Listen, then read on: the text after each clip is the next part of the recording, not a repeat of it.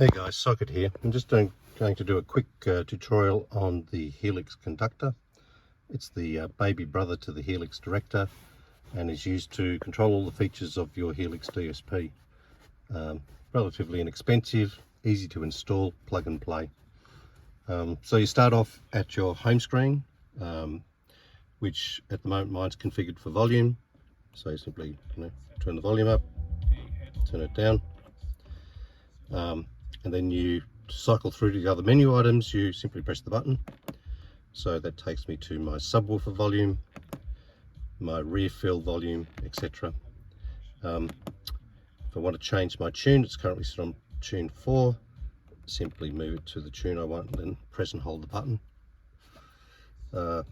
Press again, it'll take me to Bluetooth so I can change the track, move forward, move back. And if you leave it for a few seconds, it'll default back to the home screen. There we go, back to volume.